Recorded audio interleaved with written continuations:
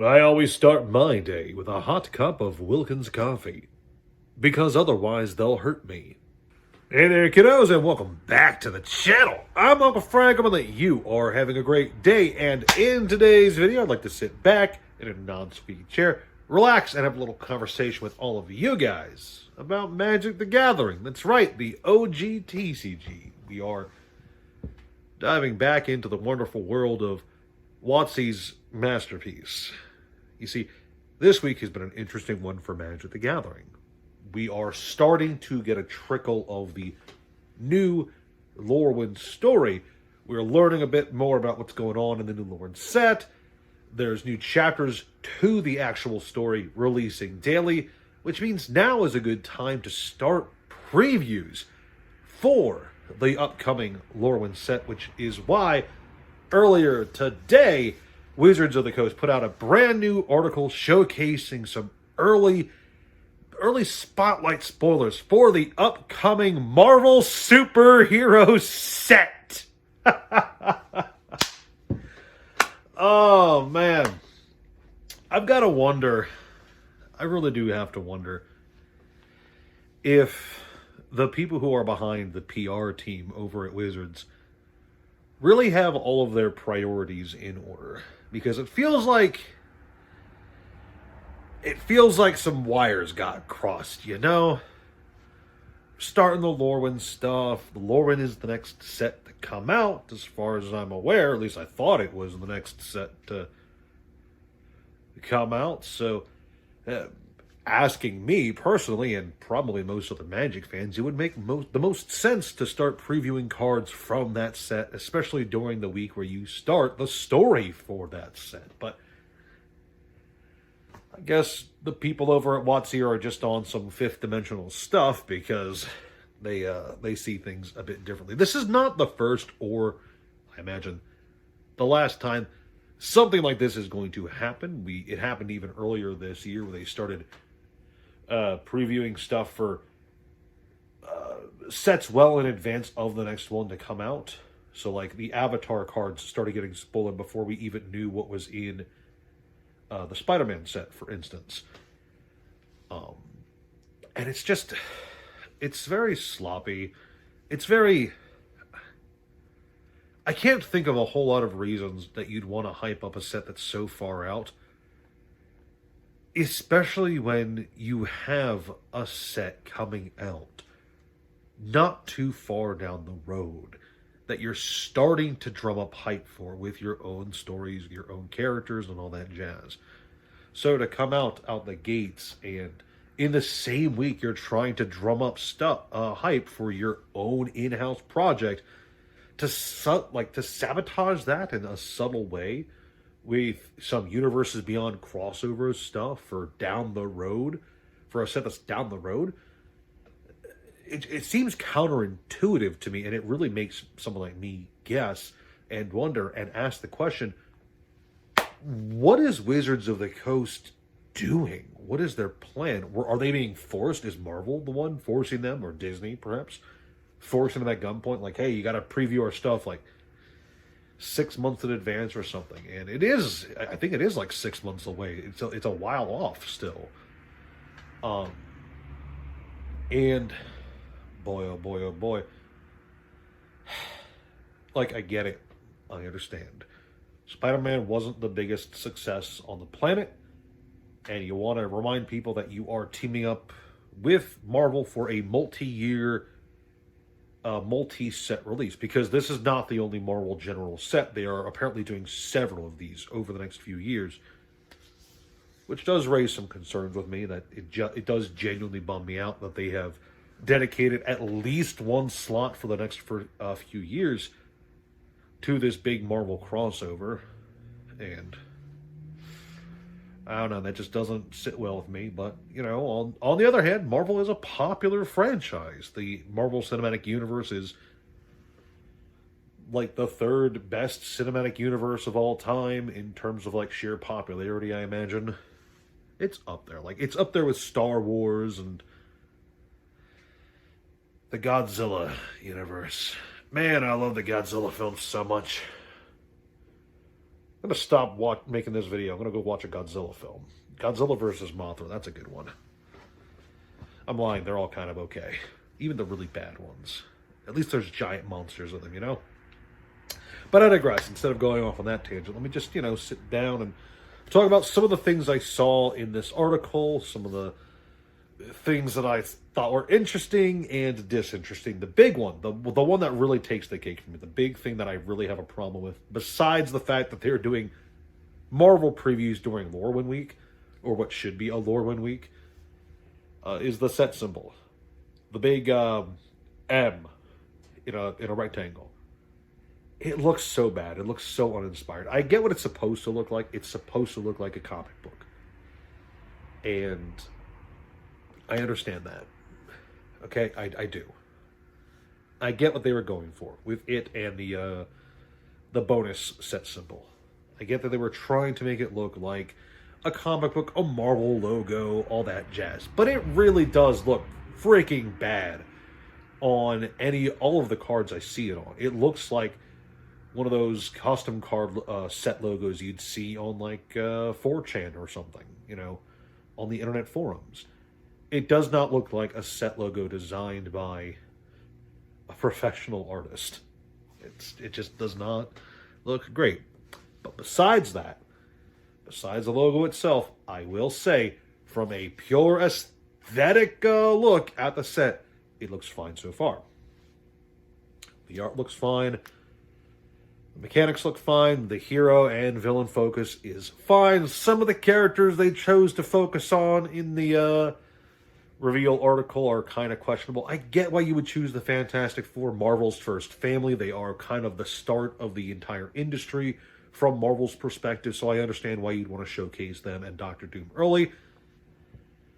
But I don't know. It always feels like to me that other Marvel characters kind of take the cake from the Fantastic Four in terms of popularity. I can name several people who are huge fans of Spider-Man, Wolverine, the Hulk, Captain America, Iron Man, especially more recently with the movies and Robert Downey Jr. and all that jazz. I cannot for the life of me think of anyone who is a gargantuan fan of the Fantastic Four. I can't think of anyone I know of who is just super into Reed Richards or The Thing or any of those guys. Their villains, Doctor Doom, Galactus, I can think of people who are huge into them, but I can't think of Fantastic Four fans. But besides just, that kind of side tangent, I suppose, I will say the cards look fine, the special treatments, the old comic book covers look great, the comic book panels inspired art looks fine. I think my favorite one so far that uses the old comic art is, I think it's Horn of Greed, which shows the Doom tooting the trumpet, and I thought that was pretty funny. I thought that was pretty good. Yeah, got a chuckle out of me. But yeah, overall, this article in a way shows that Wizards of the Coast really is super hyper dedicated to pushing Universes Beyond out there onto you, the end consumer, to the detriment of their own in-house properties. And I say to the detriment because right now, Wizards of the Coast has their own in-house set coming out in like a month or two, right? Strixhaven is right around the corner. I think it's January. I could be wrong, but I think it's January. They have their own in-house set coming out right around the corner. And they need to drum up hype for their own in-house product because having your own thing to fall back on in case Universes Beyond doesn't go so well, Spider-Man looking at you, is just common sense. And Magic the Gathering has 30 years of lore and characters and world building and wonderful planes to fall back on, and Lorwyn is one of the best ones they've ever made. So, much like how the return to Kamigawa was a pretty big deal when they made Neon Dynasty, the return to Lorwyn is also kind of a big deal.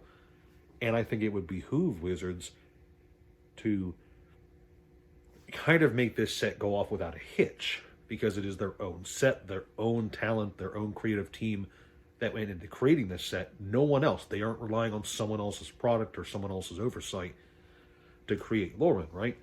So having it be successful, having your own project be successful should be a priority. And instead, what we're seeing here is them focusing during a week that, again, should be dedicated to Lorwyn. They're pushing out Marvel stuff. And I think that is a huge missed opportunity on their behalf, because I sincerely believe they should have waited until after Lorwyn dropped to give us anything for Marvel. Because it's not the next set. Lorwyn is. And Lorwyn was already pushed back. And I know for a fact people were pretty upset about that. Lorwyn was already pushed back to make room for Marvel, because Lorwyn was going to release and they wanted Spider-Man in 2025. So Lorwyn got pushed back.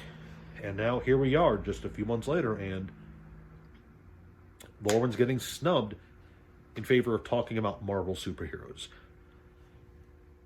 And I don't know about you guys, but as a fan of Magic's in-house worlds, this makes me feel slighted and insulted by Wizards of the Coast showing favoritism to Universes Beyond over their own in-house projects, their own in-house creations, characters, worlds, etc. It just shows that the company is kind of callous when it comes to their own IP, which is kind of unfortunate in my opinion.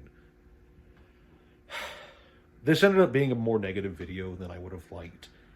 And you guys know me, I don't like talking and being all negative and Debbie Downer on this channel. Mostly because I want this channel to be me talking about the things that I like. And I do, I do think there are some stuff to be happy about when it comes to the Marvel set. It doesn't look as bad as the Spider-Man set does, for instance. I can say that with some sincerity when it comes to the card art at the very least. The first glance we're seeing here does not look that bad. And again, the Horn of Greed, I thought that was pretty funny. But as much as I'd like to be 100% positive all the time about everything, I feel it is important to point out that this really was a poor choice on Wizards' part. Just because it shows where their priorities are so skewed. It shows that they are not really willing to focus for any length of time on what they should be focusing on, and that is their own in-house, in-universe IP. And I don't know, maybe this shows a lack of confidence in Lorwyn. Maybe this just shows that the people behind their PR team aren't the brightest. Either way, all I'm going to say is I do sincerely hope that the Lorwyn set is good. Okay? I hope the Lorwyn set is great. I also hope the Marvel set is great. I've said this before on the channel, and I'll say it again. I don't want anything to fail. I don't want any projects to fail. I'd like it if Universes Beyond stopped. That'd be great. But I don't want them to fail. I don't get out the pom-poms and start cheering when Spider-Man boxes collapse, and I won't do that for Marvel superheroes either. But, with that said, I will say that Wizards as a company and their PR team definitely have to maybe re-examine themselves and re-examine where their priorities should be, because this just seemed like such a poorly timed article. I don't know. Again, I don't like being negative on this channel. You guys know how it is. Sometimes you see something you just got to talk about. So thank you so much for putting up with my nonsense for however long this video ends up being. Please like, share, subscribe. Leave a comment down below. Do you agree with me that this is a poorly timed announcement? Do you disagree with me? Do you think actually we need more Marvel stuff at every hour of the day? Because I don't know. Wait, actually, now that I think about it, isn't there like a new trailer coming out like next week or something? I could have sworn I saw like a pre-announcement of that like Doomsday, I think. Like Doomsday is getting a trailer for Marvel, so like why didn't they save this to coincide with that? Oh, it's even more dumb. Anyway, agree with me, disagree with me, whatever. Let me know in the comment section below. I do read all of your guys' comments. I do love them so very, very much, because it is engagement for the channel, and you guys know how it is. The algorithm loves it when you guys chat with me and when I chat back. Speaking of chatting, we have a Discord. You can come yell at me pretty much any time about anything. I'm always happy to hear it. So thank you guys so much for sticking with me to the end, and I'll see you next time.